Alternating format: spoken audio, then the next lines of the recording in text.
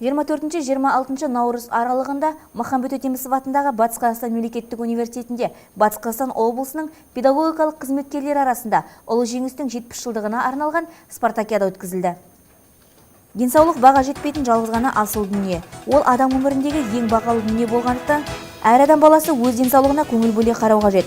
Оны орынсыз ысырап етпеу, үнемі денсаулықтың қорын көбейтіп отыру керек. Адам денесінің жетілуі оның денсаулығы. Егер денің сау болса, онда оны сақтамақ керек. Ал егер сау болмаса, онда денсаулықты жетілдіру керек деп, шараның басты мақсаты ретінде салауатты өмір салтын ұстануға баулу, спортқа деген қызығушылығын арттыру деп атап өтті. Аталмыш жарыс ережеге сай олимпиадалық жүйемен жарақатсыз өтті. Жарысқа 21 командадан 305 спортшы қатысты. Жалпы командалық есеп бойынша бірінші орынды Теректі ауданы, екінші орынды Казталов ауданы, үшінші орынды Бақыму командасы иемденді. Волейбол ойыны бойынша үздік ойыншы атағын Теректі ауданынан Жұмағалиев, Жаңқала ауданынан Валиев, Бұқыйорда ауданынан Гумарова иемденді. Шахмат ойыны бойынша Теректі ауданынан Гусманов, Бақыму Жұмағазиева, педагогикалық колледж Илашев.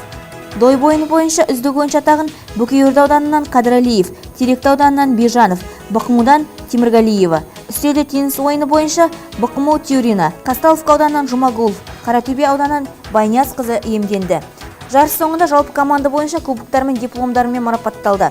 Спорт түрлері бойынша бағалы сыйлықтар мен дипломдар және үздік ойыншылар грамоталар бағалы сыйлықтармен марапатталды. Жарыс аяқталысымен облыс кәсіподағының төрағасы Марат Даупбаев дене тәрбиесі кафедрасының ұжымына алғысын айтты.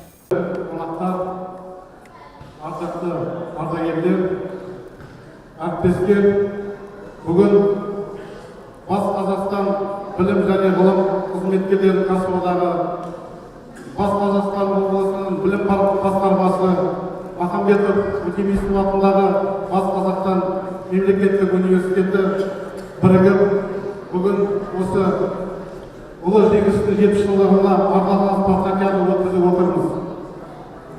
Мен өз атымнан сіздерді бүгінгі спартакиада ашылу рәсімімен құттықтаймын.